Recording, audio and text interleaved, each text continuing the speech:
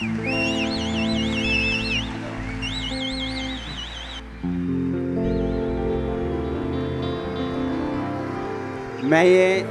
ये चाहता हूं कि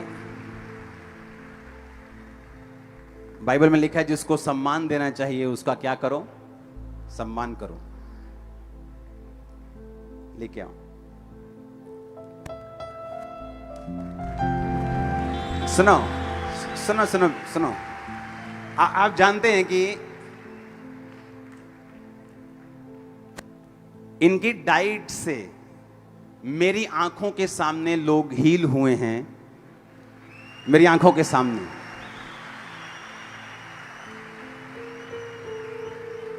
तारीफ करते रहो।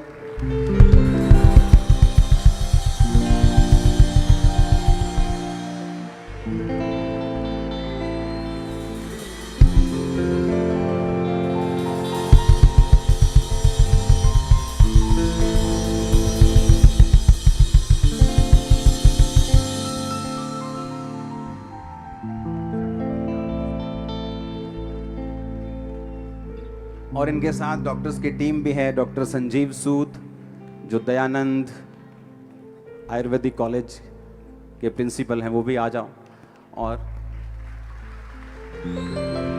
और डॉक्टर गगन और डॉक्टर अनु।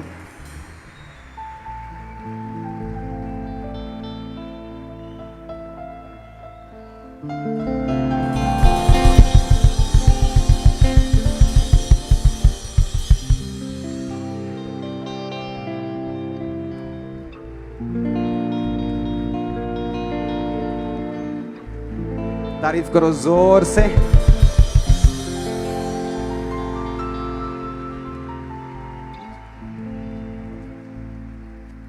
बैठ जाओ बैठ जाओ। हालेलुया।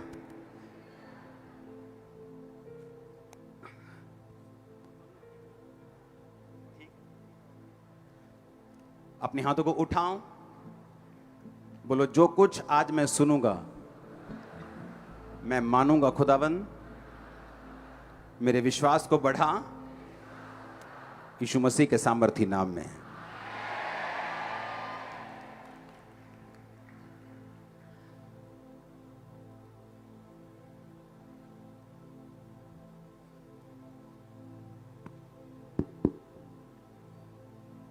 तारीफ करो जोर से। अच्छा मुझे बैठ थोड़ा देखने दो पीछे भी। अच्छा एक टेस्टिमनी मैं आपको देता हूं। जो डाइट इन्होंने अपने इंटरनेट पे भी बहुत ये वायरल हुई थी और यहां पर भी मैंने बताई थी। मैंने पेशेंट देखे हैं जो विश्वासी नहीं है, मेरे नोन में हैं। जब उन्होंने ये डाइट फॉलो की, उनका ब्लड प्रेशर, उनकी शुगर, उनकी चीजें एग्जैक्ट नॉर्मल पे आ चुकी।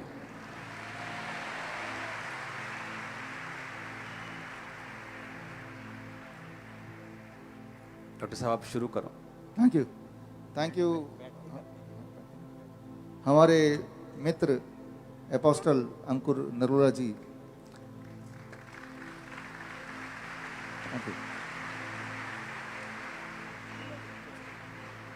और दयानंद आयुर्वेदिक कॉलेज के प्रिंसिपल डॉक्टर संजीव सूद जी। दुनिया में सबसे दुखदाई चीज है बीमार रहते हुए जिंदा रहने की कोशिश में लगे रहना।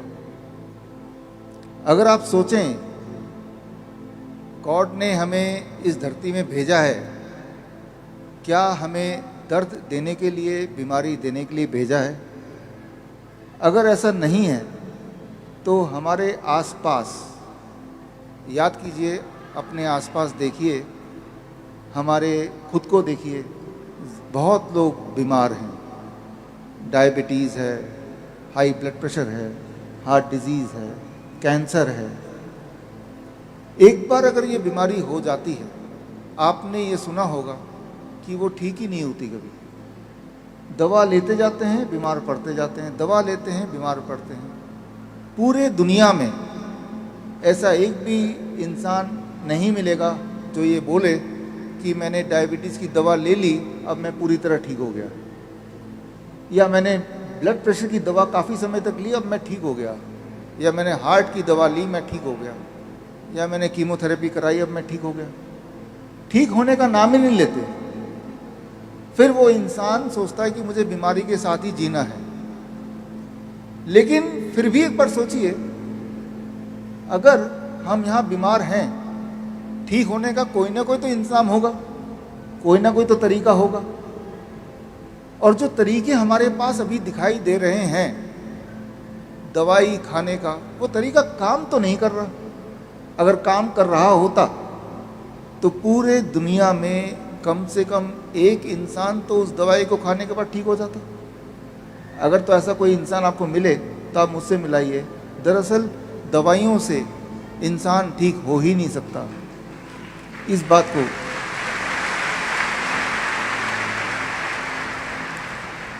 बात को समझना ज़रूरी है और समझना बहुत आसान भी। दवाइयों से इंसान ठीक क्यों नहीं हो सकता? इंसान उसी चीज़ से ठीक हो सकता है जो गॉड की बनाई हुई चीज़ है। दवाई इंसान की बनाई हुई चीज़ है। इस बात को थोड़ा आसान भाषा में मैं आपको समझाना चाहता हूँ। पहली बात तो जो हमारे मित्र अंकुर जी ने बोला, आज से 5 साल पहले मुझे आने का मौका मिला और तब ये सब नहीं था जो अभी छत देख रहे हैं हम।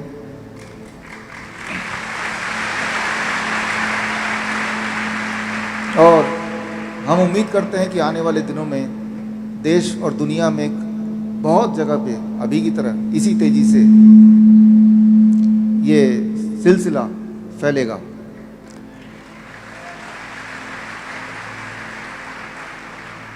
जिस डाइट की जिक्र अंकुर जी ने अभी की, DIP डाइट, जो पिछली बार मैंने बताया था, जो लोग पिछली बार नहीं थे, 5 मिनट में वो डाइट मैं बता देता हूँ और उसके बाद आगे क्या करना है वो बताऊँगा। फॉर एग्जाम्पल, आप अपने आसपास सभी से प्यार करते हैं, जिससे भी प्यार करते हैं उसको एक बार याद कर लीजिए। अभी आप बैठे हैं यहाँ पे, अचानक जिससे प्यार करते हैं या जिसको प्यार करते भी नहीं है, जिसे जानते भी नहीं है, आपके आंखों के सामने एकदम से गिर जाए, उसके सीने में दर्द हो, हार्ट अटैक बोलते हैं इसे, तो आप इस वक्त क्या करेंगे? आप बोलेंगे मैं तो भाई डॉक्टर को बुलाऊंगा, वो तो टाइम लगेगा आने में, एम्बुलेंस को बुलाऊंगा, हमें पिछले 4 किलोमीटर आने में तो मुझे 40 मिनट लग गए, एम्बुलेंस कहाँ से आएगा? कुछ तो करना पड़ेगा इसी वक्त। अगले 4 मिनट में अगर कुछ कर दिया तो उसका दर्द गायब हो सकता है, वो ठीक हो सकता है। 2 ही चीज़ है आपके पास जो ज़्यादा इम्पॉर्टेंट है, उस 2 के बिना आप जिंदा नहीं हैं। सांसों का चलना, धड़कन का चलना। इन दोनों को अगर आपने काबू में कर लिया तो बहुत कुछ आपके काबू में आ जाएगा। तो आज इन दोनों को कैसे काबू में करना है? अपने हाथ से या फिर गॉड के बनाई हुई चीज़ों से, वो हम सीखेंगे। उससे पहले आप में से जिनके माता पिता को डायबिटीज़ है, दवाइयों पे है, ब्लड प्रेशर है, दवाइयों पे है, थायराइड है, दवाइयों पे है, जोड़ों के दर्द है, दवाइयों पे है, आज एक बार फिर से वो DIP डाइट में आपको बोलता हूँ, आप याद रख लीजिए, कीजिएगा ज़रूर, ताकि दवाई उनकी छूट जाए, वो पूरी तरह स्वस्थ हो जाए। करना क्या होगा? बहुत ही आसान है। 12 बजे तक, सुबह जब भी उठें 12 बजे तक सिर्फ और सिर्फ फल खाना है। 3 से 4 तरह के फल। कौन से फल? जो फल आपको मिल जाए, जो फल सस्ता हो, जो आसानी से आपको मिल जाए, आसानी से आप खा पाएँ, जो आपको पसंद हो। मीठे से मीठा भी चलेगा, आम चलेगा, अंगूर चलेगा, चीकू चलेगा, केला चलेगा, सब कुछ। कितना खाना है, इसी में सारा गुण है। खाते तो सभी हैं, कितना खाना है, दैट इज़ वेरी इंपॉर्टेंट। आपके वजन को 10 से गुणा कर दीजिए। मेरा वजन है 70 किलो, 10 से गुणा करूँगा 700। अब इसको ग्राम कर दीजिए। कम से कम 700 ग्राम खाना है। यानी कि कल सुबह या फिर परसों, कल तैयारी कर लीजिए, जो भी आपके घर में डायबिटीज़ की दवा ले रहे हैं, कोलेस्ट्रॉल की दवा ले रहे हैं, बीपी की दवा ले रहे हैं, चुपचाप उनके वजन के मुताबिक, जैसे मैंने बताया, प्लेट आप अपने हाथ से बना के 4 तरह के फल अपने पसंद के डाल दिया कि यही उनका नाश्ता है। उससे भूख नहीं मिट रही तो क्वांटिटी बढ़ सकती है जितनी चाहे, लेकिन 700 ग्राम तो खाना ही है। मेरे लिए 70 केजी, कोई 60 केजी तो कम से कम 600 ग्राम तो खाना ही है। उसके अलावा कुछ नहीं खाना है 12 बजे तक। रोटी, सब्जी, ब्रेड, नूडल, चाय, कुछ नहीं। 12 बजे अब आता है लंच, दोपहर का खाना। पहले प्लेट वन में सलाद खाना है। कितना? आपके वजन इंटू 5। मेरा वजन है 70 केजी इंटू 5, 350 ग्राम। 350 ग्राम से कम खाऊंगा तो वो खाना है, 350 ग्राम या उससे अधिक खाऊंगा तो वो दवा है। खाना दवा बन गया। सलाद, टमाटर, खीरा, मूली, गाजर, ककड़ी या सलाद पत्ता, लाल, पीली, हरी, शिमला मिर्च, प्याज, 4-5 तरह के कच्ची सब्जी जिनके दांत मजबूत नहीं है, थोड़ा स्टीम कर लिया, थोड़ा उबाल लिया। लेकिन फॉर्मूला ये कि कितनी क्वांटिटी। इतना खाने के बाद 350 ग्राम, अब आप खाएंगे रोटी, सब्जी, दाल, चावल, जो खाना चाहते हैं वो खाएंगे, जो आप रोज खा रहे हैं वही खाएंगे। डिनर 7 बजे से पहले खत्म कर दें, और डिनर में भी वही करें जो मैंने अभी बताया। लंच के लिए दोपहर का खाना और रात का खाना एक जैसा। 2 चीज छोड़ दें। एक, जो चीज फैक्ट्री से निकल के आती है, बिस्किट, ब्रेड, पैक चीजें, राइट, या जो चीज जानवरों से निकल के आती है, दूध, दही, लस्सी, मक्खन, घी, पनीर, छाछ, चिकन, अंडा, छोड़ दें। जैसे ही आप ये करेंगे, जो लोग डायबिटीज के पेशेंट हैं, तीसरे दिन तक उनका ब्लड शुगर ऐसे नीचे जाने लगेगा, उनकी मजबूरी हो जाएगी गोलियों को, दवाइयों को छोड़ना या कम करना। इंसुलिन है तो इंसुलिन को 40% कम करना पड़ेगा, नहीं तो वो बहुत नीचे चला जाएगा। जो लोग ब्लड प्रेशर की दवाई ले रहे थे काफ़ी सालों से, 1 हफ्ते के अगर करेंगे तो उनका ब्लड प्रेशर की दवाई कम करनी पड़ेगी, नहीं तो ब्लड प्रेशर नीचे चला जाएगा। 3 टेस्टिमनीज हैं इनके डाइट की, जिनको मैं जानता हूं पर्सनली।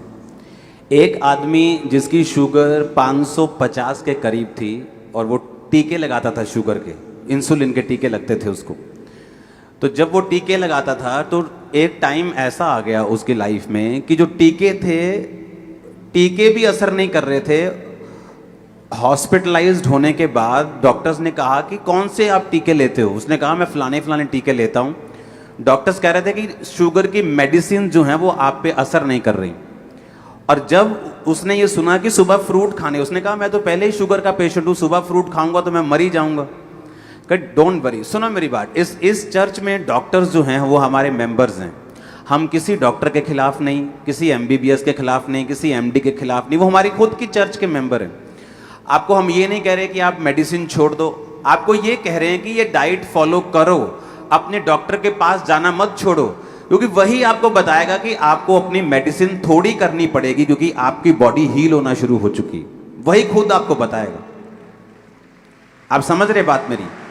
अब जब 550 उसकी शुगर हो गई तो उसको जब DIP डाइट को बताया गया कि DIP डाइट लेना है। सुनो मेरी बात, हमारे पास बहुत से ऐसे आसपास व्यक्ति हैं जो क्रिश्चियन नहीं है, जो नॉन क्रिश्चियंस हैं, जिनको प्रेयर का नहीं मालूम। मैंने ऐसी टेस्टिमनी सुनी है जब उन्होंने DIP डाइट फॉलो की, मेरे नॉन में है इनकी डाइट फॉलो की, उस व्यक्ति के जो इंजेक्शंस थे वो खत्म हो गए, इंजेक्शन लेने बंद हो गए, उसकी शुगर 200-250 पे आनी शुरू हो गई। और राइट नाउ इन दिनों में उसकी शुगर 108, 160, 140, 150, 100, 90 ऐसा रहता है। और दूसरा, एक मेरे नॉन बिलीवर फ्रेंड हैं, वो अमेरिका के हैं और बड़े बड़े लोगों के साथ उनका उठना बैठना है, बड़े बड़े सुप्रीम कोर्ट के जज हैं, ऐसे लोगों के साथ उनका उठना बैठना है। जब उन्होंने ये डाइट फॉलो की तो वो नॉन बिलीवर हैं, वो प्रभु को नहीं मानते।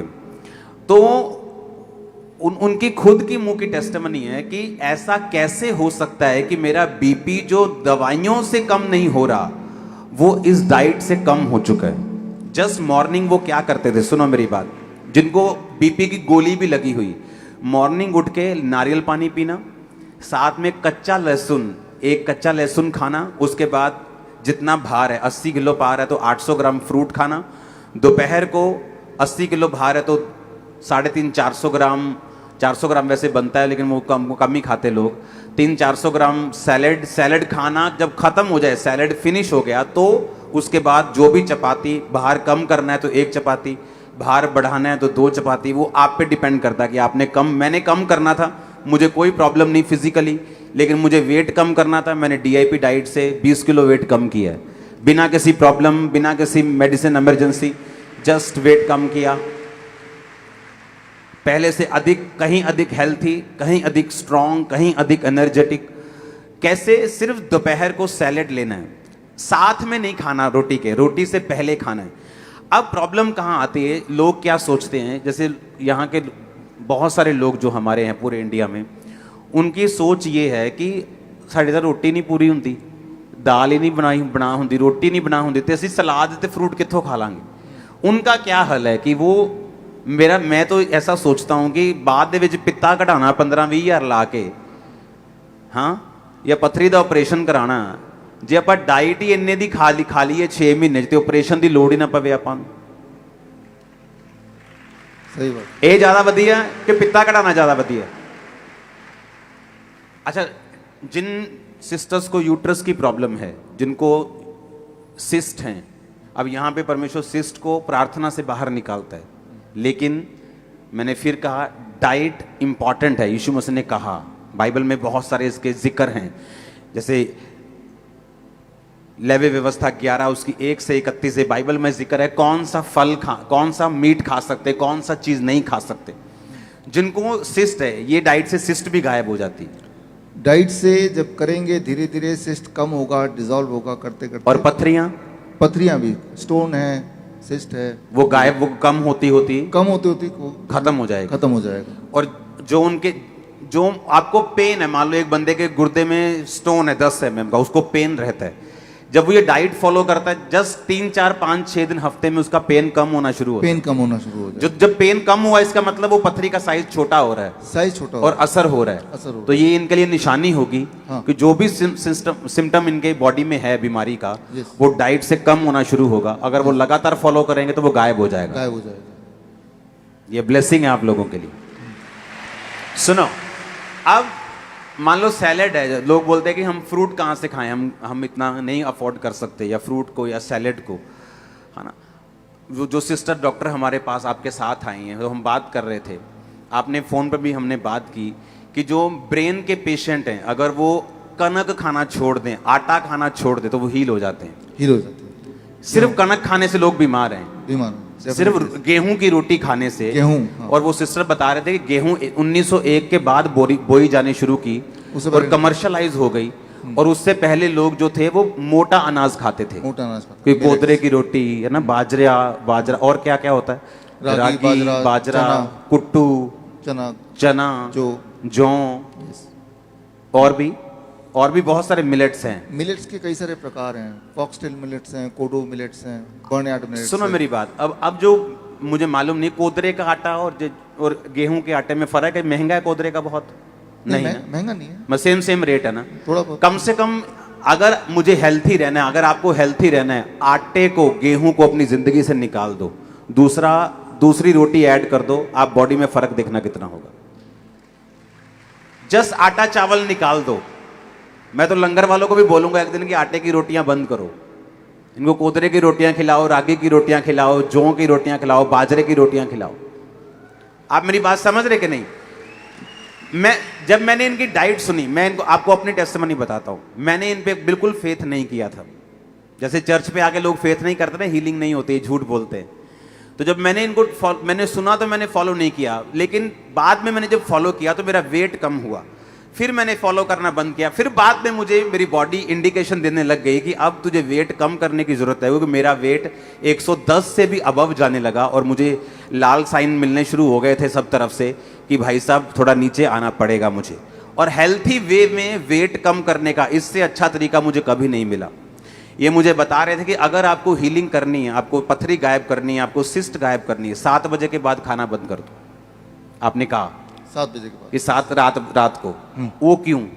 ये एक बहुत इंपॉर्टेंट बात है, इसको समझना ज़रूरी है। आपको खाना है 7 AM to 7 PM, 7 बजे से 7 बजे तक।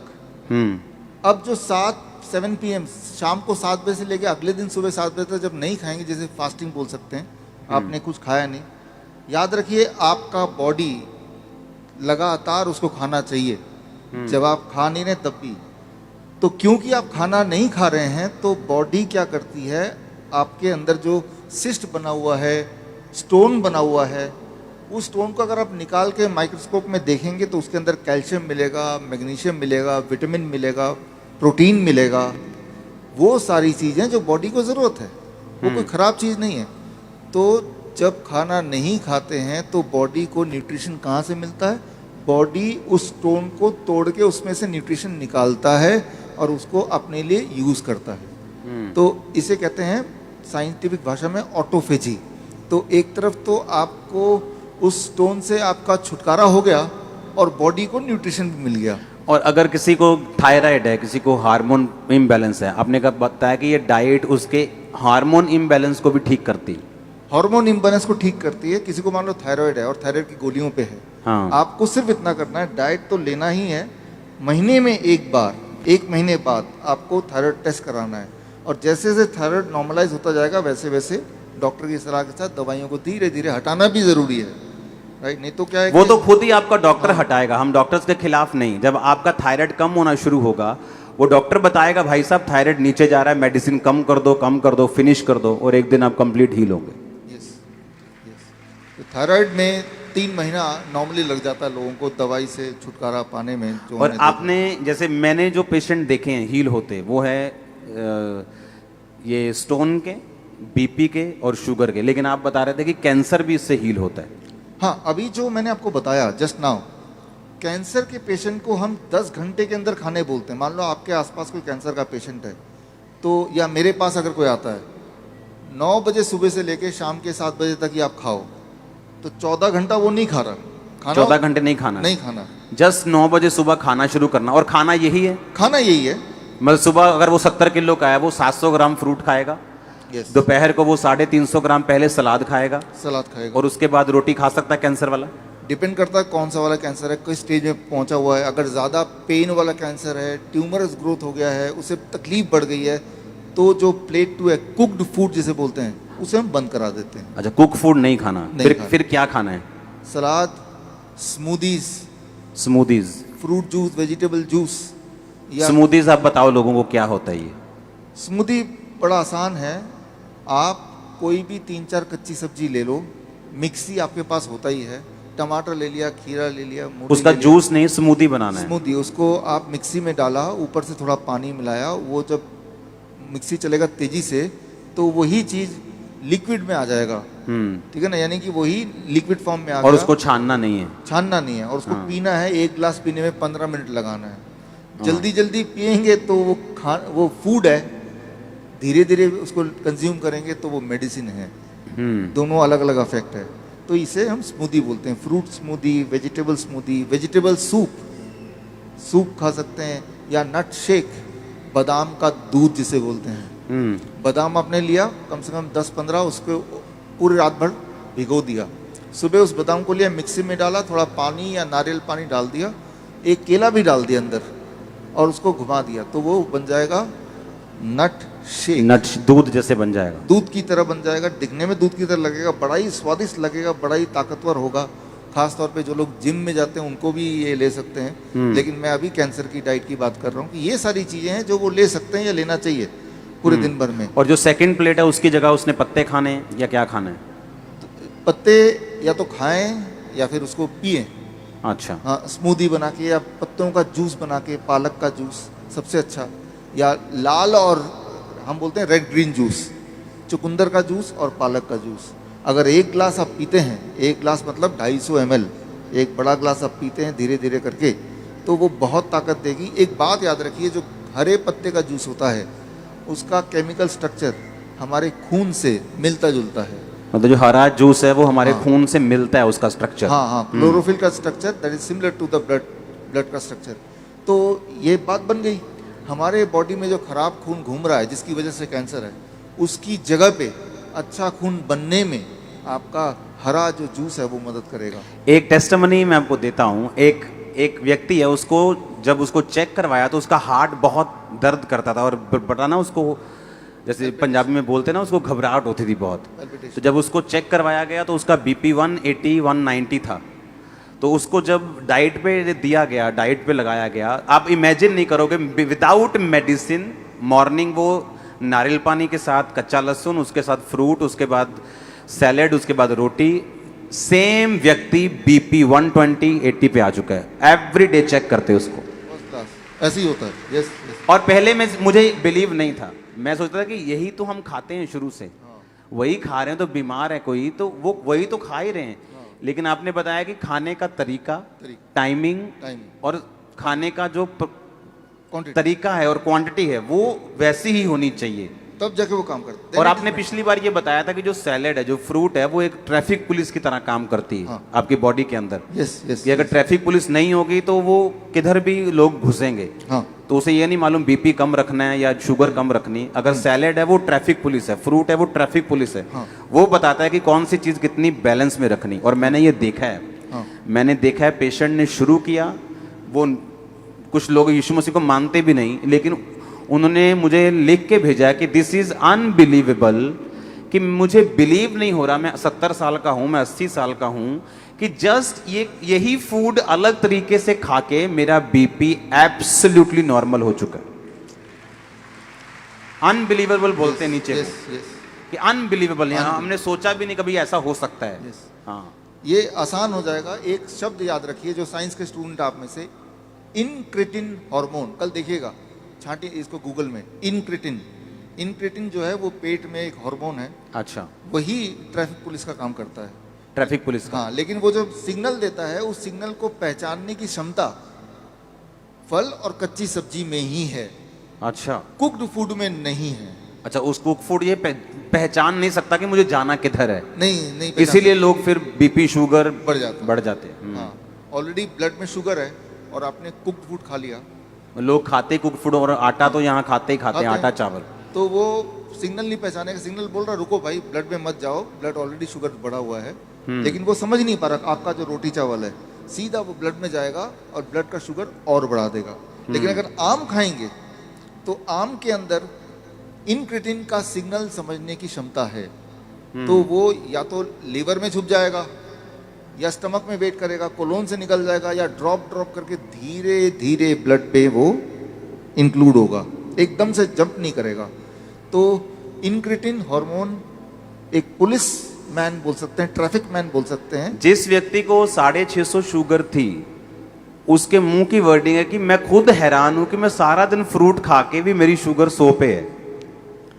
इमेजिन करो आप, फ्रूट खा के, सैलेड खा के, रोटी खा के, खत्म क्या किया, रोटी बिल्कुल नहीं खाते, आटा बिल्कुल बैन है हमारे। मैं आटा खाता हूं, लेकिन जब मेरा फूड डे होता है कि आज चिकन बनया, ले आओ भी आटे दिया रोटियां, उंगला ना मेन के, हाँ अज दा पंजाबी खाते हैं, हाँ वो हम खाते हैं, लेकिन रेगुलर डाइट में मेरी फिनिश है। आटा मैं नहीं खाता हूँ, चावल मैं नहीं खाता हूँ, बिना किसी प्रॉब्लम के, कि मुझे कोई प्रॉब्लम नहीं, लेकिन फिर भी मैं फॉलो कर। और जो लोगों को प्रॉब्लम थी उनके मुंह की वर्डिंग है कि मैं खुद हैरान हूँ कि ये मीठा फ्रूट खा के भी मेरी शुगर 100 है, और मेरी आंखों देखी चीज है ये। इसलिए मैंने इनको दोबारा बुलाया आपके लिए।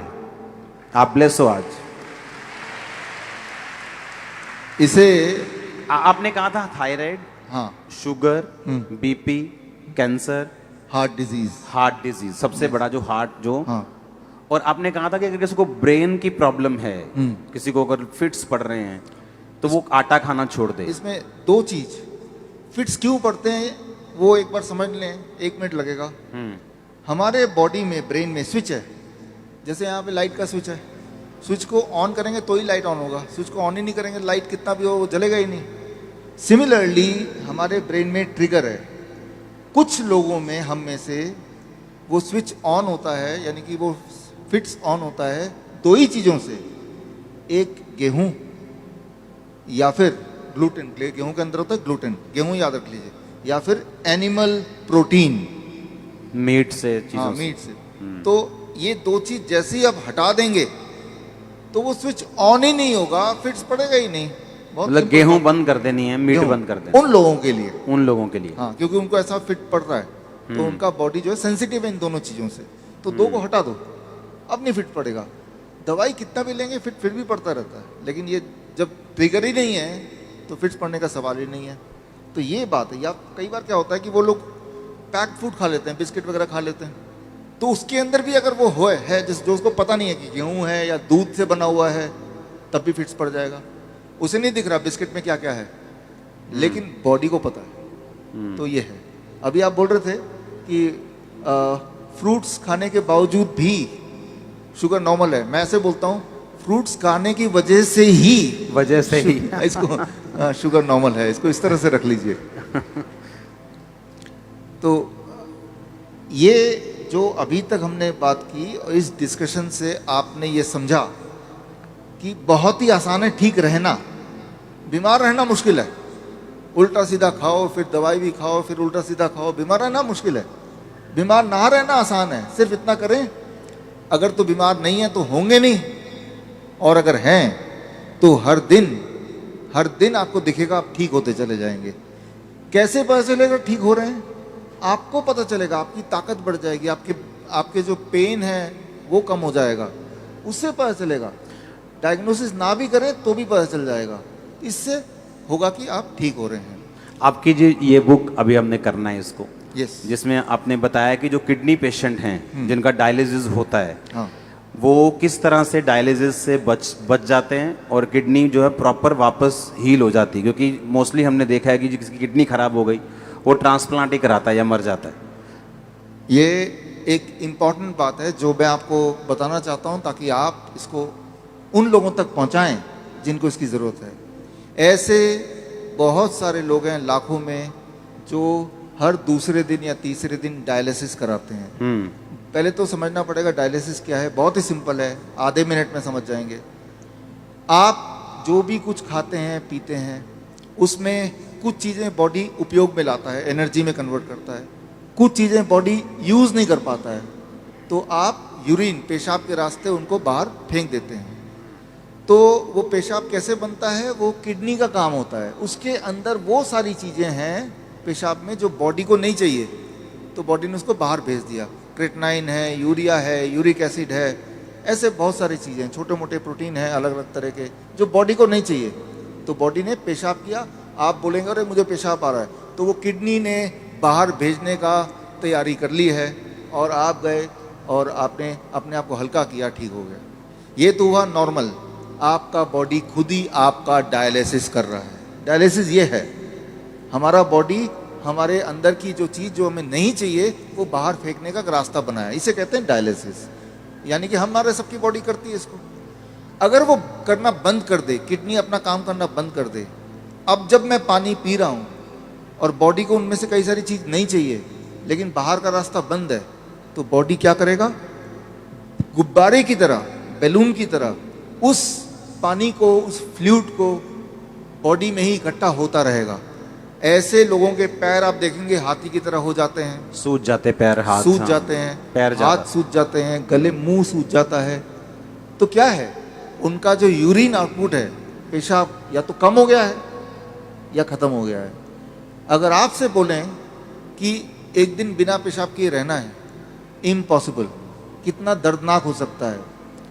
और ऐसे लोग फिर मशीन की मदद लेते हैं। वो मशीन वो खींचता है खून में से वो ऐसे पानी जो खराब है और निकाल के बाहर करता है। इसका मतलब हर दूसरे दिन उसको ऐसा करना पड़ता है, और दूसरे दिन तक बॉडी में पानी जमा रहता है। और जबकि बॉडी में पानी जमा रहेगा तो उसका हार्ट के ऊपर भी बोझ है, लंग्स के ऊपर भी बोझ है। हर दिन वो कमज़ोर होता जा रहा है, हर दिन वो मरता जा रहा है, डायलिसिस कराने के बावजूद भी या डायलिसिस कराने की वजह से भी, क्योंकि डायलिसिस भी किडनी को और फर्दर खराब करती है। तो अब आपको समझ आ गया कि प्रॉब्लम क्या है, डायलिसिस किसे कहते हैं, किडनी खराब होना किसे कहते हैं।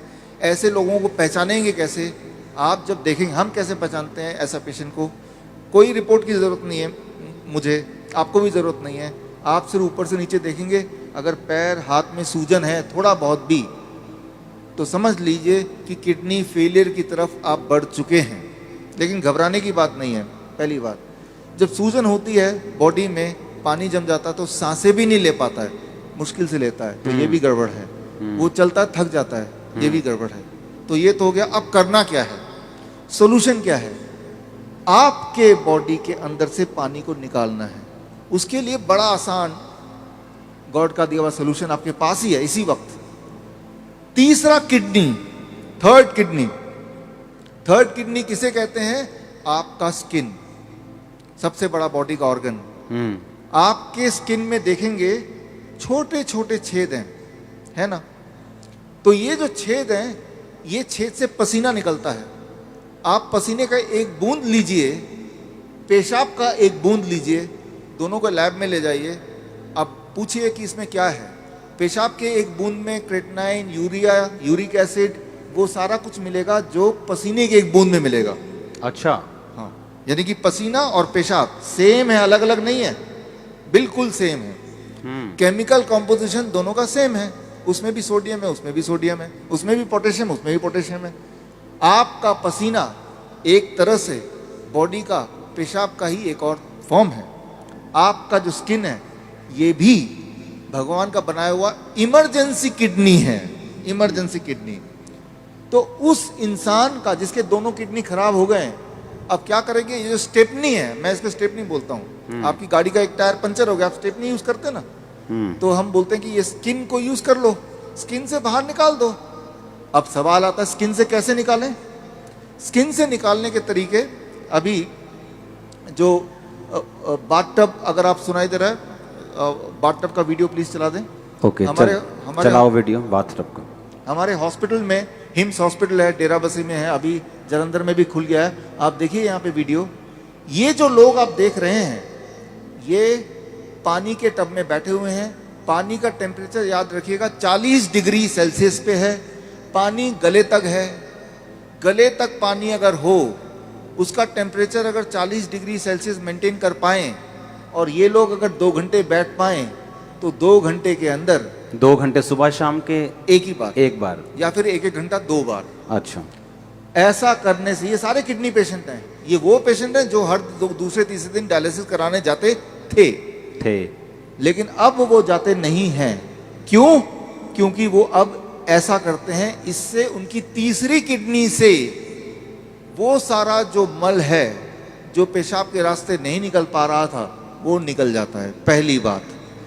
दूसरी बात, और ऐसे टप में, कोई भी टप में बैठ जाना है, कोई भी टब में, कोई भी टप हो, और उसमें जो पानी है उसे 40 डिग्री पे ही रखना है। 40 डिग्री पे रखना है। और नापना कैसे? थर्मामीटर से।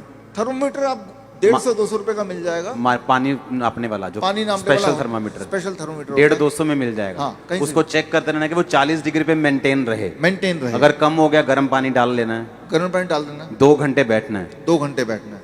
ये टेम्परेरी सोल्यूशन है कि किडनी हील भी होगी? इसमें मैं आता हूँ। हाँ, ये किडनी हील होगी, लेकिन कैसे?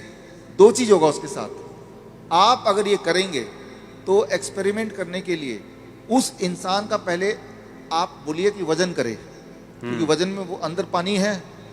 2 घंटे बाद दोबारा वजन करेंगे तो आधा किलो, 1 किलो, 1.5 किलो वजन कम मिलेगा। मतलब बाहर आ गया, वो बाहर आ गया। पहली बात। आप एक और काम करें, उनके पैरों के सूजन के फोटो खींच लें। 2 घंटे बाद दोबारा देखें, अरे सूजन कहाँ गया? अरे बाहर चला गया, उसको बॉडी ने बाहर भेज दिया। एक और काम करें, किडनी पेशेंट की एक दिक्कत होती है, उनका बीपी बहुत हाई रहता है। क्यों? गुब्बारे को जैसे फुलाएंगे तो प्रेशर बढ़ गया ना, तो बॉडी भी तो गुब्बारे की तरह फूल रही है, पानी अंदर डल डल के, तो प्रेशर बढ़ता जा रहा है। तो चाहे कितनी भी दवा खा लें किडनी का पेशेंट, प्रेशर उनका बहुत ज्यादा होता है, ब्लड प्रेशर। अच्छा। लेकिन तो अब पहले प्रेशर नाप लें, ज्यादा ही मिलेगा, 200/100। अब पानी में बिठाएं, और अब पानी में बिठाने के बाद 2 घंटे बाद दोबारा प्रेशर नापें, तो प्रेशर कम हो जाएगा। कम से कम 40 यूनिट कम हो जाता है, किसी का 20 यूनिट कम हो जाता है, लेकिन कम जरूर होता है, हर एक का कम होता है। तो जो मेन सिम्टम होते हैं किडनी पेशेंट के, वो सारे सिम्टम, एक क्लासिक सिम्टम होता है। मोस्टली बोलते हैं कि किडनी आपकी श्रिंक हो गई है जी, किडनी सुंगड़ गई है, सिकुड़ गई है, वो काम नहीं कर रही। हाँ, वो फिर से बढ़ेगी कि नहीं बढ़ेगी, ऐसे ही रखना पड़ेगा पेशेंट को? ये बड़ा इंटरेस्टिंग है। ये सवाल बहुत सारे पेशेंट ठीक होने के बाद भी पूछते हैं ठीक होना कैसे पता चल गया कि अब उनको ये करने की जरूरत नहीं है। 3 महीना लगातार करने के बाद अब करने की जरूरत ही नहीं है। अब पेशाब भी नॉर्मल हो रहा है, सूजन भी नहीं आ रही है, ब्लड प्रेशर भी नॉर्मल है, यानी ठीक हो गया। लेकिन वो क्रिएटिनिन और यूरिया, क्रिएटिनिन भी नॉर्मल आ गया, यूरिया भी नॉर्मल आ गया, यूरिक एसिड भी नॉर्मल है, सारा कुछ नॉर्मल हो गया, हाँ, ब्रीदिंग भी नॉर्मल है। साइज किडनी का। अब आता है साइज। तो साइज के लिए वो बोलता है तो DTPA स्कैन करने बोलते हैं। हालांकि हम रिकमेंड नहीं करते, लेकिन स्कैन कराते हैं। तो पहले वाला साइज उसके पास था, पहले भी स्कैन कराया था, 3 महीने बाद दोबारा स्कैन कराते हैं। तो स्कैन में वो साइज बढ़ी हुई दिखाई देती है, मतलब वो किडनी जो है वो बढ़ चुकी है, बढ़ चुकी है, फिर से साइज उसका अच्छा हो रहा है, अच्छा हो गया। और ये स्कैनिंग बताती है। हाँ, और वो जो स्कैनिंग बताती है वो स्कैन पहले और बाद के वो किताब में है। और ये किताब मैं चाहता हूँ कि आपके हाथों से इसका लॉन्च हो जाए। हाँ ठीक है। हाँ, और ये जो किताब को बनाने में, ऑब्जर्वेशन स्टडी में जिन्होंने मुख्य भूमिका निभाई है, हमारे डॉक्टर संजीव सूद जी हैं। आप भी एक बार आ जाएं। डॉक्टर गगन है, ये भी आ जाएं। दयानंद आयुर्वेदिक कॉलेज में इन्होंने हमारे साथ मिलके हमें मदद करते हुए इस चीज़ को दुनिया तक पहुंचाने के लिए काम किया। प्लीज़ आ जाएं। डॉक्टर अनु प्लीज़ कम। किताबें और भी हैं, 2 ले आते हैं। बैठे रहो, बैठे रहो, बैठे रहो।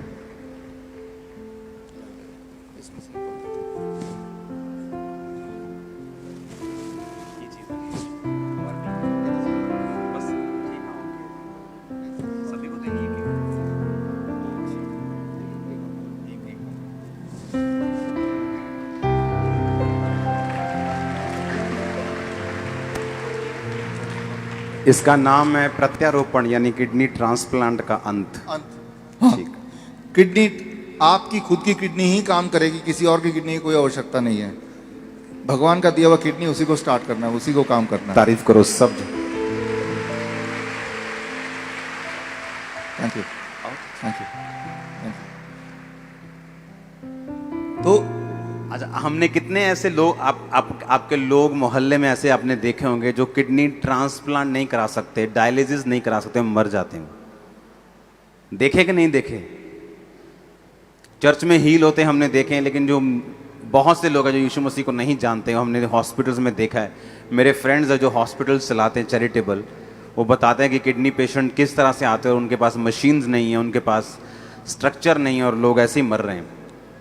और देखो, जब डाइट का जिक्र होता है तो यकीन नहीं होता कि डाइट से कैसे कोई हील हो सकता है, और ये भी यकीन नहीं हो रहा कि बाथटब में बैठ के या ऐसे ऐसे करके कैसे कोई हील हो सकता। और उसको खाना क्या है किडनी पेशेंट को? सेम DIP डाइट प्लस ये जो मैंने बताया, ये 2 घंटे बैठना है। 2 घंटे बैठना है। कई बार लोग 2 घंटे नहीं बैठ पाते, तो 1 घंटा करके 2 बार बैठ लिया। कई बार 1 घंटा भी नहीं बैठ पाते, चलो 40 मिनट करके 3 बार बैठ गए। 2 घंटे का आपको रूटीन पूरे दिन भर में 2 घंटे बैठते ना, तो यहाँ से जितने पोर्स हैं तब जाके पूरा निकलता है। ये एक रूटीन बनता है। और 3 महीने बाद फिर उसकी किडनी अपने आप काम भी करना शुरू करती है। अपने आप काम करना शुरू करती है, तो फिर ये बंद कर देना है। डाइट चलेगा जिंदगी भर, डाइट चलेगी। हाँ, इसको बंद कर देना है। ये बंद हो जाएगा, ये बंद हो जाएगा, और पेशेंट नॉर्मल रहेगा। पेशेंट अब वो पेशेंट ही नहीं है, अब वो पेशेंट नहीं, अब पेशेंट नहीं है, वो आप और हम जैसे हैं। नॉर्मल हो गया वो, हमारे जैसे। हाँ। अभी हमारे आपके शहर में जालंधर में GT रोड में देश का सबसे पुराना जो दयानंद आयुर्वेदिक कॉलेज, सबसे पुराना कॉलेज है, 125 साल हो जाएंगे अगले साल। तो यहाँ पे भी इसी मेथड से किडनी का इलाज शुरू हो चुका है। मेरा बिलीव ये है कि परमेश्वर आपको यूज करेगा पूरे इंडिया में लोगों को हील करने के लिए इस मेथड से। हर एक व्यक्ति का गिफ्ट अलग अलग है, और मुझे ये बिलीव है कि क्योंकि मैंने 2-3 टेस्टिमनीज अपनी आंखों से देखी हैं। नॉन बिलीवर्स कुछ मालूम नहीं, जस्ट डाइट फॉलो की, जस्ट हील मतलब मैंने देखा है उनको लेवल पे आते, ठीक होते। बाकी अगर कंप्लीट हीलिंग की बात करें वो तो हमें मालूम है कि यीशु मसीह कर सकते हैं, लेकिन डाइट इंपॉर्टेंट है। आपको ये बड़े ध्यान से सुनना है, समझना है। आमीन। एक काम तो देखो ये कर ही सकते लोग। मान लो किसी को, जैसे मैंने भी पहली बार सुन के आपको फॉलो नहीं किया, एक काम तो ये कर ही सकते हैं ना, जो सैलेड खाने के साथ आप खाते हो उसे खाने से पहले खाना शुरू कर दो। जो रोटी आप आटे की खाते हो, आटा बंद करके कोदरा, रागी, ज्वार, बाजरा ये शुरू कर दो। इतना तो कर सकते हो कि नहीं कर सकते? इतना करके ही आप देखना आपको फर्क पड़ना शुरू हो जाएगा। और कम से कम 12 बजे तक फल, हाँ, और फ्रूट जो 12 बजे तक खाने। हाँ, इतना अगर कर दें, आप बोले 1 हफ्ता करके देखेंगे, जस्ट 1 वीक। हाँ, अगर तो कुछ फर्क पड़ा तो करेंगे, नहीं तो छोड़ देंगे, कोई नुकसान तो और है आप नहीं। मुझे बता रहे थे कि जो जो बहनें जो जिनकी ट्यूब्स ब्लॉक हैं, जिनके यूट्रस ब्लॉक्ड हैं, इस डाइट से वो भी ओपन होते हैं। हाँ, उसमें कैसे, टेक्निकली कैसे? देखिए, आपका मान लो ब्लड वेसल्स हैं इस तरह से है, और कुछ जो भी आप खाते हैं, जो भी हमारा लाइफस्टाइल है, उससे कैल्शियम, कोलेस्ट्रॉल वहाँ डिपॉजिट होता रहता है, इकट्ठा होता रहता है। जो चीज़ बॉडी ना तो बाहर फेंक सकती है, जैसे किडनी के पेशेंट का होता है, ना बॉडी उसको इस्तेमाल कर सकती, तो बॉडी उसको जमा करती रहती है। जब जमा करती जाएगी किसी भी ट्यूब की तरह, वो एक टाइम आएगा जब उसमें से वो पूरी तरह ब्लॉक हो जाएगी। हाँ, तो जिस तरह से ये ब्लॉक होता है, ठीक उसी तरह से ये जो डाइट है, ये डाइट क्या करता है, सबसे पहले आपके बॉडी का, याद रखिएगा साइंस के स्टूडेंट, नाइट्रिक ऑक्साइड की क्वांटिटी बढ़ा देता है। जब भी नाइट्रिक ऑक्साइड कहाँ बनता है? नाइट्रिक ऑक्साइड ब्लड वेसल के अंदर वाला जो लेयर है, वहाँ नाइट्रिक ऑक्साइड बनता है पूरे बॉडी में। अच्छा। नाइट्रिक ऑक्साइड जैसे ही बनता है तो वो एसिड की तरह कैल्शियम को क्लीन करने का, झाड़ू लगाने का काम करता है।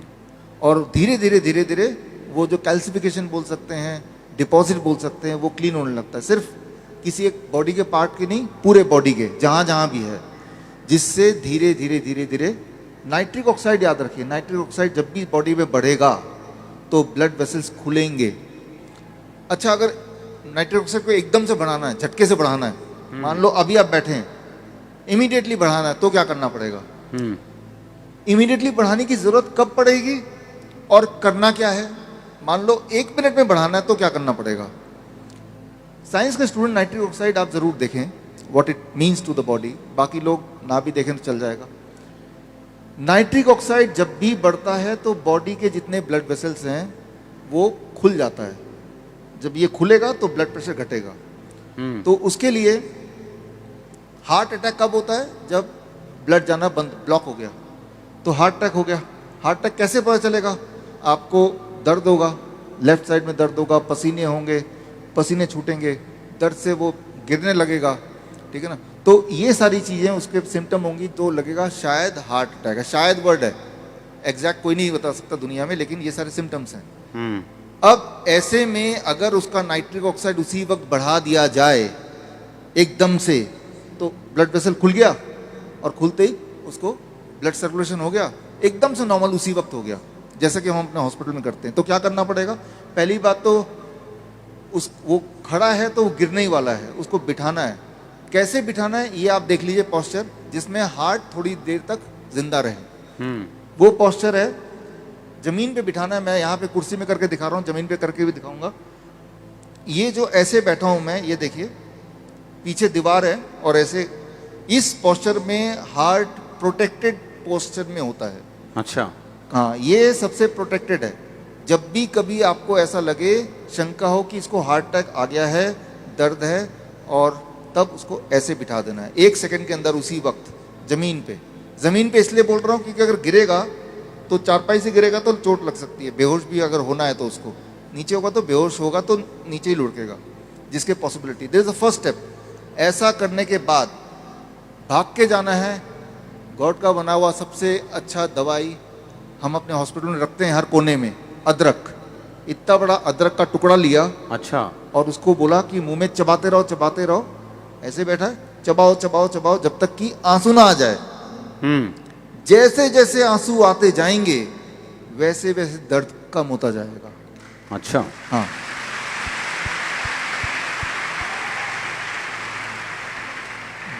दो बातें हैं, चाहे वो हार्ट अटैक हो, चाहे वो ब्रेन स्ट्रोक हो, पैरालिसिस आ गया, बॉडी का एक पार्ट काम ही नहीं कर रहा अचानक, तो वो चबाता गया। ब्रेन में किसी का क्लोट हो जाए और वो बेहोश हो जाता है। अगर तो बेहोश हो गया फिर तो चबा नहीं सकता वो। अगर नहीं हुआ तो उसको चबा नहीं, हाँ, एक तो बेहोश नहीं हुआ तब तो चबाएगा वो। बेहोश हो गया तो उसको होश में लाना है। कैसे लाना है होश में? 1 सेकंड में लाना है, उसी वक्त। हर सेकंड उसकी ब्रेन डैमेज हो रहा है, उसी वक्त लाना है। उसका एक तरीका का ये जो हरी मिर्च है या लाल मिर्च है उसको कूट के जीभ के नीचे जैसे ही आपने रखते ही वो एक ट्रिगर करेगा और एटलीस्ट वो होश में आने लायक हो जाएगा। लाल मिर्च जो सूखी लाल जो मिर्ची पाउडर होता है वो मिर्ची पाउडर भी चल जाएगा या हरी मिर्च भी चल जाएगी। आपने कूटा, फटाफट जीभ के नीचे उसको डाल दिया, उस वक्त तो वो बेहोश है, उसको पता भी नहीं चलेगा, लेकिन एकदम से होश में आएगा। होश में आते ही अब चबाना शुरू कर दिया। तो पहले तो हम होश में लाते हैं, हमारी जो इमरजेंसी हेल्पलाइन नंबर है उसमें भी ये करते हैं। हमें पता है कि घर में ये दोनों चीज़ तो मिल ही जाएगी, ये तो हर एक के पास होगा ही। वैसे भी जब तक आप डॉक्टर को बुला रहे हैं, एम्बुलेंस को बुला रहे हैं, तब तक आप तब तक तो पेशेंट, मोस्टली हार्ट के पेशेंट तो वैसे भी खत्म हो जाते हैं। तो ये दोनों चीज़ अगर नहीं भी है तो आप रखिए और परिवार के लोगों को पहले से ही बता के रखिए, पता नहीं कब जरूरत पड़ जाए। तो भगवान का दिया हुआ दवाई है, घर पे ही है, इस्तेमाल करना नहीं आता। अगर किसी के ब्रेन में क्लॉट आ गया तो वो क्लॉट कैसे खत्म हो सकता है? डाइट से? एक तो इमरजेंसी में कैसे खत्म होगा ताकि एटलीस्ट सर्कुलेशन बना रहे, वो तो अच्छा। इससे। उसके बाद नहीं, एक बार ही खाना है अदरक, बस इतना? उतना लेना है ताकि वो नॉर्मलाइज हो जाए, उतने एक बार। अगले दिन कुछ नहीं खाना, फिर डाइट पे आ जाना है। फिर डाइट पे आ जाना। डाइट पे आ जाना है, इसका मतलब ये है कि आपके हार्ट में देयर इज ए ब्लॉकेज।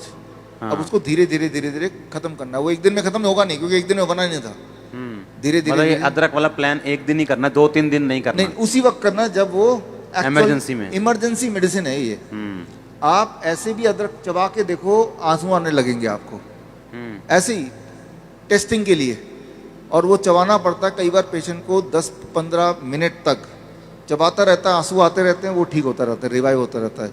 हाथ चलने लगे, पैर चलने लगे, वो खड़ा होने लगा, फिर जब ठीक हो गया चबाना बंद कर दिया। 15 मिनट तक भी कोई बात नहीं, चबाएगा। उसे अच्छा नहीं लगता लेकिन आंसू आ रहे हैं, लेकिन चबाएगा। लाइफ एंड डेथ का मामला है ना। तो हार्ट को रीस्टार्ट करने का ये तरीका जो कोई भी कर सकता है घर पे, ये आपको समझना है और आपको लोगों को समझाना भी है। ये बड़ा आसान है। 2 ही चीज़ें हैं, हार्ट और दूसरा है लंग्स। सांसें अगर रुक रही हैं, आपने देखा पिछले 2 सालों में लोगों को ऑक्सीजन सिलेंडर नहीं मिल रहा। सिलेंडर नहीं मिल रहा तो वो ऑक्सीजन सिलेंडर, देखिए यहाँ पे कितना ऑक्सीजन है ना। और जब आप सांस ले रहे हैं, आप ऑक्सीजन ले रहे हैं या हवा ले रहे हैं? एक्चुअली हम हवा ले रहे हैं। हमारी बॉडी ऑक्सीजन के लिए नहीं बनी, सिर्फ हमारी बॉडी हवा को लेने के लिए बनी। हवा में एक पार्ट ऑक्सीजन है, छोटा पार्ट वो भी। और जब ऑक्सीजन सिलेंडर लेते हैं तो मुख्यतः उसमें ऑक्सीजन ही होता है। हवा में नाइट्रोजन, बाकी चीजें भी, नाइट्रोजन होती है ज्यादा नाइट्रोजन। तो जबकि सिलेंडर में वो ऑक्सीजन ही होता है मोस्टली, और जितना ऑक्सीजन सिलेंडर लगाएंगे उतना निमोनिया बढ़ता जाएगा। तो वो एक तरह से ठीक नहीं कर रहा, थोड़ा बहुत आराम देगा शुरू में, बट वो अंदर से बीमार करेगा। हमारे जो कोविड सेंटर थे, तो हम देश का सबसे बड़ा कोविड सेंटर अहमदनगर में 1100 बेड वाला हमारा था। उसमें ना तो हमारे ऑक्सीजन सिलेंडर था, ना वेंटिलेटर था, ना दवाइयाँ थी। हम कैसे ठीक करते थे ऐसे पेशेंट को? आप क्या कर सकते हैं, अगर ऐसा किसी को देख रहे हैं सांसें नहीं आ रही हैं, एम्बुलेंस बुला रहे हैं, डॉक्टर बुला रहे हैं, वो सब ठीक है, लेकिन उस वक्त क्या करेंगे जब तक कि बाकी लोग नहीं आ रहे? एक बात याद रखिए, ध्यान से मुझे देखिए। अभी जब भी सांसें नहीं आ रही हैं, जब वो खड़ा रहेगा तो सांसों में तकलीफ ज़्यादा होगी। जब वो ऐसे बैठेगा जैसे मैं बैठा हूँ, सांसों में तकलीफ बहुत ज़्यादा होगी। अभी अगर आप में से कोई भी इस तरह से बैठेंगे, घर जाके बैठ के देखिएगा, तो एक अच्छा खासा इंसान भी सांस लेने में उसको तकलीफ होगी। जैसे मुझे भी अभी तकलीफ हो रही है सांस लेने में। सांस ठीक से लेना है तो नहीं, क्योंकि मेरा जो हार्ट है, हार्ट लंग्स के ऊपर है, लंग्स की कैपेसिटी मेरी कम हो गई। आप देखेंगे जिसको भी सांस की तकलीफ होता है, वो ना जाने क्यों वो ऐसा ही लेटा होता है ऐसा ही लेटा होता है वो। तो ये सांसों की तकलीफ को बढ़ाता है। तो पहले तो ऐसे पीठ के बल लेटने नहीं देना है। तो क्या करना है उसको, जैसे ही आप ये जादू करके देखिएगा, अगर कभी ऐसा मौका आता है तो। हम अपने पेशेंट को करते हैं हमारे हॉस्पिटल्स में, उसको ऐसे बिठा देते हैं। अब भी आप ऐसे अगर बैठे हैं, आप में से जो लोग ऐसे बैठेंगे, आप देखेंगे इसी वक्त सांसें एकदम से बड़ी अच्छी सी सांस आती है, खुल के आती है। ऐसे बैठेंगे तो खुल के आएगी, और जैसे जैसे पीछे जाएंगे आपकी सांसें अटकती जाएंगी। आप देखेंगे जो लोग सांसों के पेशेंट होते हैं, उनको वो ऐसे ही लेटे रहते हैं और कहते हैं सांसें नहीं आ रही। हम बोलते हैं ठीक से बैठ जाओ, अब आ रही है, हाँ आ रही है, आप घर जाओ आराम से। तो साइंस के स्टूडेंट साइंस समझिए, क्योंकि साइंस नहीं समझेंगे तो आप बिलीव नहीं करेंगे। इसे कहते हैं मेडिकल भाषा में प्रोन वेंटिलेशन। प्रोन वेंटिलेशन वो क्या होता है? पेट के बल जैसे ही आप लेटते हैं तो आपका हार्ट नीचे है, लंग ऊपर है, लंग्स की कैपेसिटी 20% बढ़ गई है। इतना बढ़ने से ही पेशेंट की सांसें वापस आने लगती हैं। इस सांसों में एक आखिरी बात बताता हूँ, इमरजेंसी में जब ये भी काम नहीं करे तो एक बात याद रखिए, आपके ये जो एरिया है जहाँ मैंने अपना फिंगर घुमाया है, मुंह का एरिया, इसके पीछे छोटे छोटे रिसेप्टर हैं। रिसेप्टर मतलब स्विच, वो इमरजेंसी स्विच है। उसको ऑन करने से जिनको सांसों की तकलीफ है, वो सांसों की तकलीफ कुछ देर के लिए तो आराम मिल ही जाता है, फिर दोबारा ऑन कर दो, ऑन करते रहो फिर कुछ घंटों तक। तो वो स्विच कहाँ है? यहाँ है। ये स्विच कैसे ऑन होता है? बहुत ही आसान तरीका है। 200 रुपए का इतना छोटा पंखा आता है, आपने देखा होगा, बैटरी वाला। अच्छा। उस पंखे को ऐसे बिठा के जब 6 इंच दूर रख के पंखा चलाएं, उसकी हवा जब यहाँ लगती है, उस हवा से वो स्विच, रिसेप्टर बोलेंगे इसको, वो ऑन हो जाता है और एकदम से उसकी सांसें आने की जो एक होता है फिजियोलॉजी, वो बदलाव आ जाता है। अच्छा, एक आपने बोला कि अदरक वो हो गया उसके लिए, हार्ट के लिए, हार्ट के लिए, ब्रेन के लिए भी, ब्रेन के क्लॉट के लिए भी, हार्ट वो अदरक, अधरंग के लिए भी, हाँ है ना। ये तो हो गया कि इमरजेंसी ऐसे सामने बैठ गए। एक है इसको हील कैसे करना है? डाइट से। डाइट से हील करना है। डाइट क्या करेगा? Over a period of time काम करेगा, लेकिन उस वक्त उसको आराम देना है। उस वक्त आराम देने के बाद यही सिंपल डाइट, DIP डाइट। हाँ। और आप बता रहे थे कि जिसको कैंसर है उसको पत्ते ऐड करने हैं अपनी वेट के आधे। अगर वो 80 किलो है तो 40 ग्राम। देखिए, कैंसर है या अनयूजुअल हाई ब्लड शुगर है, और DIP डाइट के बाद भी जैसा बता ही रहे थे, फिर भी कुछ लोगों का कंट्रोल नहीं हो रहा या पूरी तरह कंट्रोल नहीं हो रहा, हाँ, तो फिर पत्ते, चाहे मूली के पत्ते हो, पान के पत्ते हो, धनिया, पुदीना, राइट, तो वो पत्ते लिए कितने? आपके बॉडी के वेट का आधा। मेरे बॉडी का वेट है 70, तो 70 का आधा 35 ग्राम। 35 ग्राम। हाँ, लंच से पहले चबा चबा के खा लिया। मतलब वो सलाद खाना है? उससे पहले, सलाद से भी पहले पत्ते खाने हैं, हाँ, फिर सलाद खाना है, हाँ, फिर खाना नहीं खाना। अब ये डिपेंड करता है कि कैंसर का पेशेंट अगर है, बहुत पेन में है, तो खाने को हम बंद, थोड़ी देर के लिए खाना बंद। अगर फर्स्ट स्टेज कैंसर है, सेकंड स्टेज कैंसर है, फिर खाना खाए, तो फिर खाना खा सकता है। हाँ। पर ये पत्ते और सैलड खाने के बाद, पत्ते पहले खाना है, फिर सैलड, उसके बाद खाना। और एक दिन में ग्रीन और रेड जूस मिक्स करके पीना है, एक गिलास। या तो मिक्स करें, या एक दिन ग्रीन एक दिन रेड कर लें, अलग अलग कर लें। पत्ते लंच में भी और पत्ते डिनर में भी। ये जो पत्ते हैं, याद रखिए, ये दवा है। पत्ते जब आप लेंगे, एक दिन करके देखिए, कोई अगर इंसुलिन डिपेंडेंट पेशेंट हो, जो इंसुलिन लेता हो, अगर कहीं ये वार्निंग है, वो ये पत्ते ऐड कर दिया DIP डाइट में, तो उसकी मजबूरी होगी पहले 3 दिन के अंदर ही उसके इंसुलिन को कम से कम कम करना पड़ेगा। 40% मजबूरी हो जाएगी, उसको बार बार देखना पड़ेगा, नहीं तो बहुत नीचे चला जाएगा इंसुलिन उतना ही ले तो कैंसर के पेशेंट की बात कर रहे हैं हम। कैंसर के 2 चीजें हैं, एक तो है कि धीरे धीरे ठीक कैसे करें, दूसरा है इमरजेंसी में क्या करें। मान लो उसको दर्द आ गया, कैंसर के पेशेंट को पेन की सबसे ज्यादा दिक्कत होती है, राइट। ऐसा दर्द कि जो सह ना सके, ऐसा दर्द जो मॉर्फिन से भी वो ठीक ना हो पाए, उसको क्या करना है? अभी आपको मैंने हॉट वाटर इमर्शन का दिखाया था, वो टप वाली वीडियो दिखाना फिर से। हाँ, वो टब वाली वीडियो जो दिखाया था, वो सिर्फ और सिर्फ किडनी पेशेंट के लिए नहीं है, वो कैंसर पेशेंट के लिए भी है। वो भी इसमें बैठ सकते हैं, वो भी इसमें बैठ सकते हैं। लेकिन एक बात जो आपने बोली थी, गरीब लोग क्या करेंगे? हाँ, जो हॉस्पिटल नहीं आ सकते वो क्या करेंगे? उसका इंतजाम भी कर लिया हमने, उसका जुगाड़ कर लिया। घर में आपके जैसे लोगों ने ये सुन के घर जाके किस तरह से अपना जुगाड़ किया, गरीब से गरीब आदमी, टब बना लिया उन्होंने। हाँ, और कैसे बनाया? वो होममेड वीडियो, प्लीज दिखाएं होममेड वाला वीडियो। ये देखिए, ड्रम के अंदर। अच्छा, ये भी काम कर रहा है। ओह वाह। पर इसमें गले तक पानी नहीं आ रहा। कोई बात नहीं। अच्छा, छाती तक आ रहा है। 2.5 घंटे बैठ जाएगा वो। अच्छा, ठीक है। हाँ, थोड़ा ज्यादा बैठ जाएगा वो। ये किडनी के पेशेंट हैं, और सेम कैंसर पेशेंट भी इससे। Cancer patient, kidney patients. ये फ्रिज को दरवाजा निकाल दिया, फ्रिज का। अच्छा। 2000 रुपए का फ्रिज, हाँ, सेकेंड हैंड, दरवाजा निकाल दिया। तो ये बाथरूम में इन्होंने एक दीवार लगा दिया, गर्म पानी तो आता ही है, तो हाँ और आराम से बैठे हैं। ये इंजीनियर साहब हैं, इन्होंने खास पूरा पोर्टेबल बना दिया, कहीं भी लेके जाओ। अच्छा। हाँ, फिर उसमें बैठ जाओ, बच्चे को बिठाओ, बड़ों को बिठाओ। और आप कह रहे थे कि जिसकी बॉडी में सिस्ट है, जिसकी बॉडी में मान लो हड्डियों का पेन है, सर्वाइकल है, वो भी इससे हील होता है? वो भी इससे हील होगा। अगर सिस्ट है या पेन है सिस्ट की वजह से, या जिसको हिप पेन है, जिसको हाँ। नी पेन है, वो भी हील होता है? बॉडी में कहीं भी पेन हो तो वो हील हो जाता है। 1 घंटा बैठना है उसको? उसको 1 घंटा, डायलिसिस की तरह 2 घंटे नहीं बैठना? डायलिसिस के 2 घंटे नहीं बैठना, 1 घंटे से अच्छा खासा हील होता है, दर्द कम होता है। सिंटेक्स का जो टैंक है छत में, उस सिंटेक्स टैंक को आधा निकाल दिया, काट दिया, अच्छा। और काट के उसको बना दिया। तो पैसे की जरूरत नहीं है ठीक होने के लिए, थोड़ा दिमाग की जरूरत है बस। और देखो, कोई महंगा काम नहीं, अपने घर च बन जाने हैं। और सुनो मेरी गल, ये सिर्फ आप लोगों के लिए नहीं है, आपके मोहल्ले में लोग हैं, किसी भी धर्म के हों, किसी भी जाति के हों, उनको बताओ, आपका काम है ये, उनको ब्लेस करना है आपने अभी।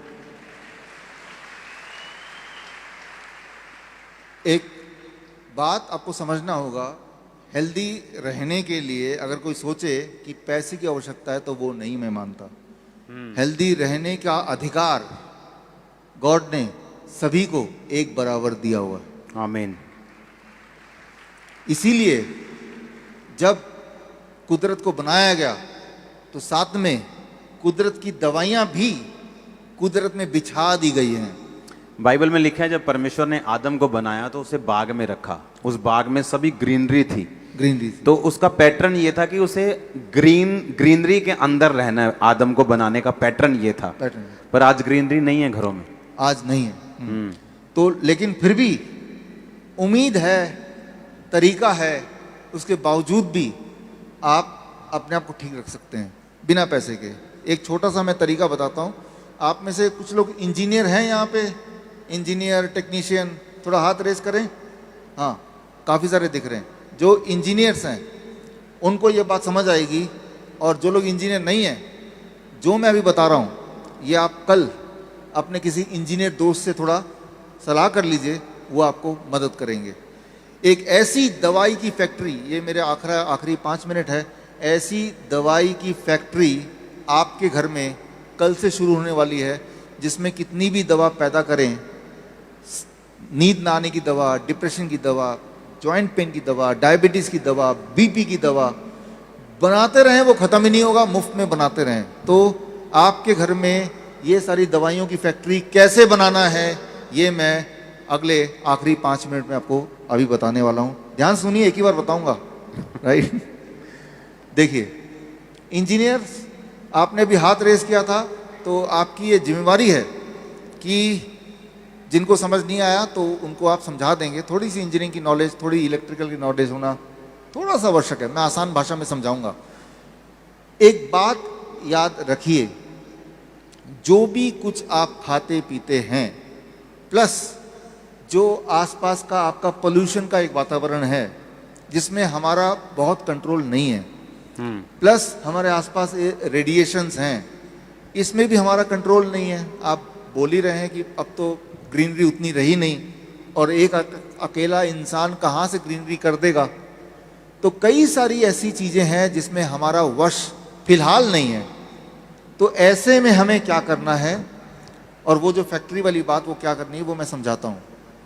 ये समझिए, जो भी वातावरण है, खान पान है, इन सब की वजह से आपका खून गाढ़ा होता जाता है, और जब गाढ़ा होता है तो उस खून से न्यूट्रिशन का ट्रेवल करना मुश्किल होता है, और जब गाढ़ा होता है तो वो खून का ब्लड क्लॉट बोलते हैं अंग्रेजी में, हिंदी में थक्का बोलते हैं, ब्लड क्लॉट बन जाता है। जहाँ क्लॉट बनता है वो वाला बॉडी का ऑर्गन काम करना बंद कर देता है, फिर बोलते हैं किडनी फेलियर, बोलते हैं हार्ट फेलियर, ऐसे उसको नाम दे देते हैं।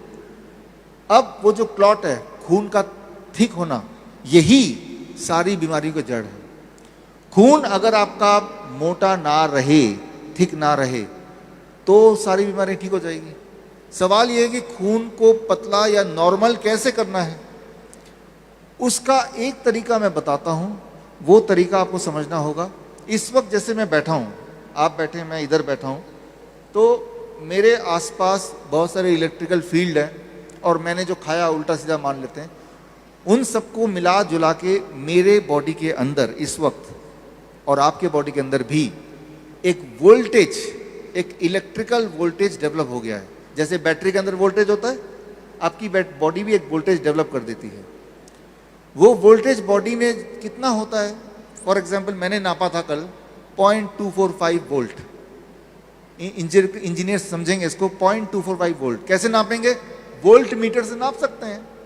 तो सुनी सुनाई बात नहीं, वोल्ट मीटर खरीदिए, 2-2.5 हज़ार का आता है, आप नाप लीजिए आपके बॉडी का वोल्टेज कितना है, 0.245 वोल्ट या 0.3 वोल्ट।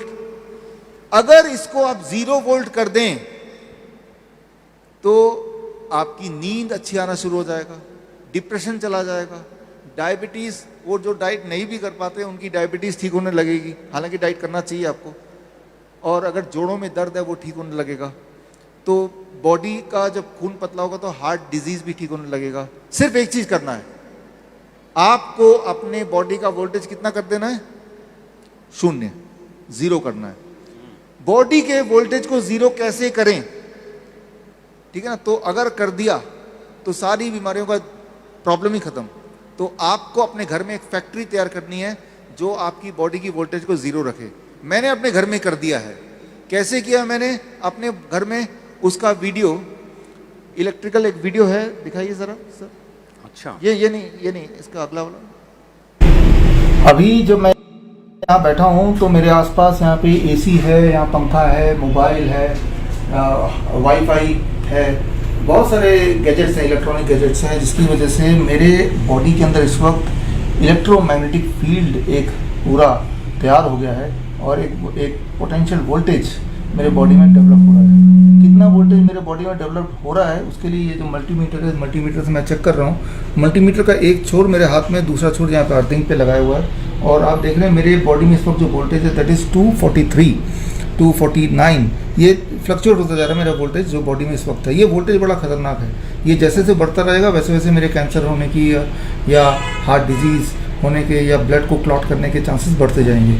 तो ये ऐसे ही बना रहा तो हम चाहे बाकी कितनी भी अच्छी एक्सरसाइज कर लें या अच्छा खाना खा लें तो ये हमें बॉडी में डैमेज करता रहेगा।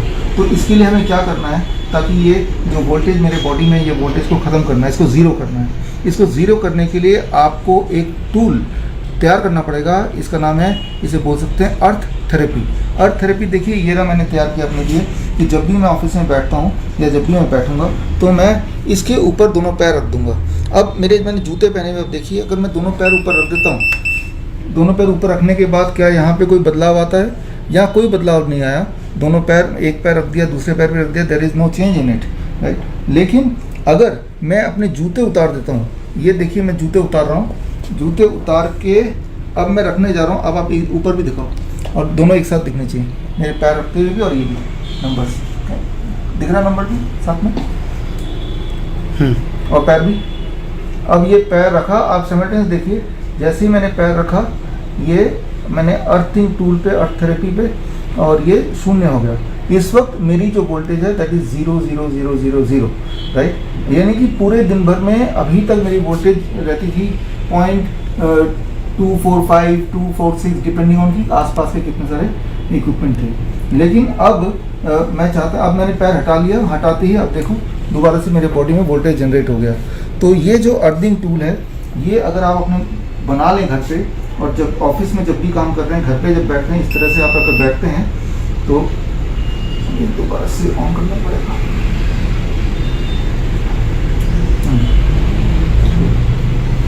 तो इस तरह से अगर आप बैठते हैं, अर्थिंग टूल लेके तो अर्थिंग थेरेपी करते हैं। आप जो यहाँ पे देख रहे हैं, ये एक मैंने टूल तैयार किया है जो मैं लेके भी आया आपको दिखाने के लिए। और ये अपने घर में अगर आप तैयार कर लें तो आपका बॉडी का वोल्टेज 0 रहेगा। और अगर लगातार 0 रहे, मान लो फॉर जितनी देर आप सो रहे हैं उतनी देर, तो अगले दिन जब उठेंगे, जिनके जोड़ों में दर्द रहते हैं, अगले दिन उठने के बाद पूछिए अपने आप से जोड़ों में दर्द है क्या, तो कम से कम 20-25% जोड़ों का दर्द कम होगा। नींद कैसी आई, पहले से आपको बेहतर लगेगा। डिप्रेशन पहले से बेटर फील होगा। अच्छा, तो ये टूल कैसे बनाना है, कैसे काम करता है, 1 मिनट मैं लेता हूँ इसको और समझा देता हूं आपको। आप देखिए इसको, ये एक कपड़ा है, टॉवल है छोटा सा, और इसमें तार मैंने सिल दिया है, सिंपल तार सिल दिया, कॉपर तार, राइट, कॉपर का तार जो इलेक्ट्रिक तार मिलता है दुकान से, सिल दिया है। सिल के, और इसका तार का दूसरा हिस्सा ये बहुत लंबा है, इतना लंबा है कि मेरे घर के जहां मैं रहता हूं ऑफिस का सेकंड फ्लोर से वो तार मैं नीचे तक ले जा सकता हूं, तार नीचे तक जा सकता है। और नीचे तक जाने के बाद उस तार को जमीन के नीचे मैंने 1 फीट गाड़ दिया है अंदर, ठीक है ना। और इसको मैंने यहां पे जहां मैं ऑफिस में बैठता हूं, यहां मैंने नीचे रख दिया है। अब मैंने ये सॉक्स पहना है, लेकिन ऑफिस में जब बैठूंगा तो सॉक्स उतार देता हूं, जूते भी उतार देता हूं। उतार के अब जैसे ही मैं पैर इसमें रखूंगा, इलेक्ट्रिकल इंजीनियर कल करके देखिएगा, रखते ही मेरे बॉडी का वोल्टेज 0 हो जाएगा, सबका, मेरा नहीं सभी का। अब अगर ऐसे ही मैं रोज 8 घंटे ऑफिस में बैठ के काम करता हूं तो मेरे पैर, मेरा वोल्टेज 0 वोल्ट, लेकिन बाकी लोगों का वोल्टेज जितना मैंने आपको दिखाया। तो 0 कैसे हुआ? अर्थ से, जमीन से इलेक्ट्रॉन, साइंस के स्टूडेंट समझें, इलेक्ट्रॉन एक्चुअली बॉडी के अंदर जाते हैं, सही में जाते हैं। और जब इलेक्ट्रॉन बॉडी में जाएगा तो बॉडी का वोल्टेज वही हो जाएगा जो हमारी पृथ्वी का वोल्टेज है, 0 वोल्टेज। इलेक्ट्रॉन जाएगा तो खून पतला होगा, इलेक्ट्रॉन जाएगा इन्फ्लेमेशन कम होंगे, इलेक्ट्रॉन जाएगा तो घाव जल्दी भरेंगे, इलेक्ट्रॉन जाएगा तो हार्मोनल बैलेंस होगा। अच्छा, बहुत से लोग ऐसे पुराने टाइम से ये बात चलती है कि आपको जमीन के साथ कनेक्ट होना चाहिए। हाँ, ये वही बात है, वही कि नंगे पैर चलो, नंगे पैर चलो। अगर ये नहीं करना 2 घंटे नंगे पैर चलो। ये तो चलो टेक्निकल बात है ना, अगर हम वैसे ही नंगे पांव हम चलते हैं जमीन पे तो वैसे ही बॉडी हमें हील फील होता है, हील फील होती है। और इसका कारण मुझे नहीं मालूम था, कारण उसका टेक्निकल कारण, रीजन क्या है उसका। कारण ये है कि जो बॉडी है वो अर्थ के साथ होगी। बाइबल कहती है कि मुझे अर्थ से ही बनाया गया, जमीन की मिट्टी से बनाया गया। तो जो परमेश्वर ने जब इन मनुष्य को बनाया तो उसने लिखा इसी जमीन की मिट्टी को गूंथ कर अपने सांसों को फूंक कर बनाया। सही तो बोला। तब जब यही मिट्टी को आप जमीन के साथ अटैच कर देते हो तो वो बॉडी आपकी हील होना शुरू होती, आप और जमीन एक ही हो जाते हैं। अच्छा, इसका कोई टेक्निकल आप मेरे को ये बताओ, ये वचन है मेरे पास एक, क्या जब हम खुश मन होके रोटी खाते हैं उससे फर्क पड़ता है कोई? उसका साइंटिफिक रीजन बताओ। देखिए, जब भी आप खुश होंगे तो हमारे बॉडी में जो हार्मोन बनते हैं वो बैलेंस में आते हैं। अच्छा, इसका आपके पास साइंटिफिक रीजन है कि खुश होके खाना खाने से क्या होता है? क्या है इसका रीजन? जब भी आप खुश होंगे तो डाइजेस्टिव एंजाइम्स वो बनना शुरू हो जाएगा अपने आप बॉडी बनाती है, बॉडी ट्रिगर करती है। अच्छा, डाइजेस्टिव एंजाइम बनेंगे तो जो आप खाएंगे वो डाइजेस्ट हो जाएगा। जब आप गुस्से में होते हैं तब कभी मत खाइए। अच्छा, खाना नहीं चाहिए, क्योंकि तब बॉडी के डाइजेस्टिव एंजाइम ऐसे हो जाएंगे, तैयार नहीं है। आप खाएंगे तो वो एसिडिटी होगी। अब देखो, जो बाइबल लिखी गई है वो तब कोई लैब्स नहीं होती थी, चीजें नहीं होती थी। ये जो वचन मैं पढ़ने जा रहा हूँ ये यीशु मसीह के जन्म से भी पहले का है। अच्छा। आप 2000 साल यीशु मसीह को हो गए तो उससे भी पहले का है। मतलब आप उस वचन में लिखा, सबोपदेशक 9 उसकी 7 आयत में लिखा, उसमें लिखा, अपने मार्ग पर चला जा और अपनी रोटी को तू आनंद से खाया कर।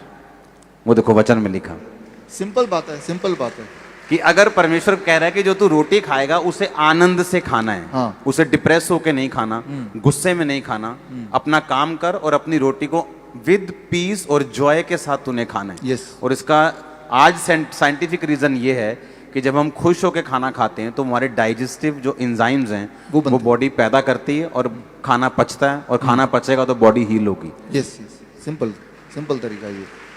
यीशु मसीह के वचन के लिए तारीफ कर दो जोर से।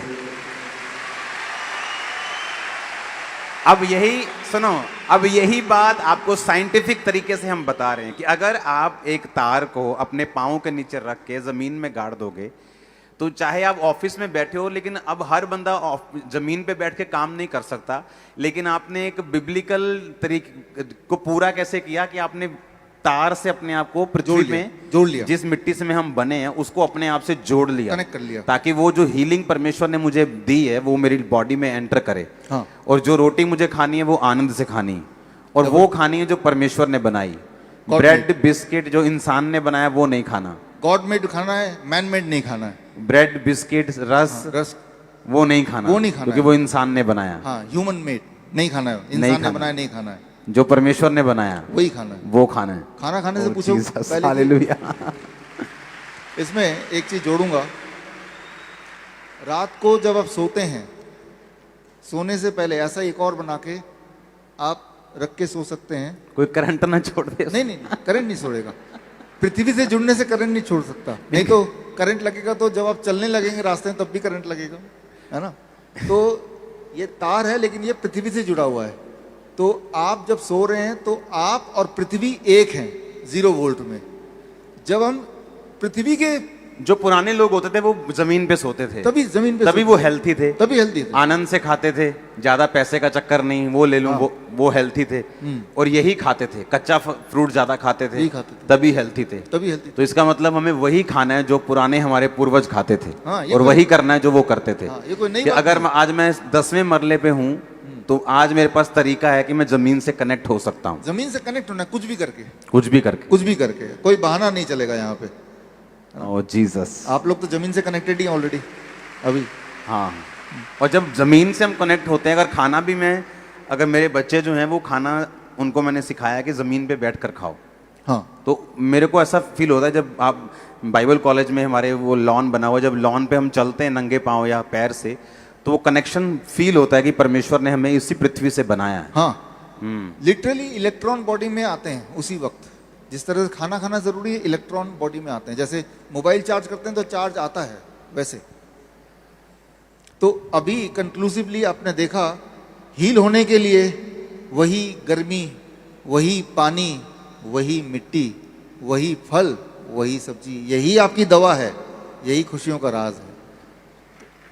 दवाइयों से जो नंबर्स कम होते हैं, अगर दवाई हम खा रहे हैं तो वो शुगर के नंबर कम हो रहे हैं, लेकिन वो बॉडी हील नहीं हो रही उसकी।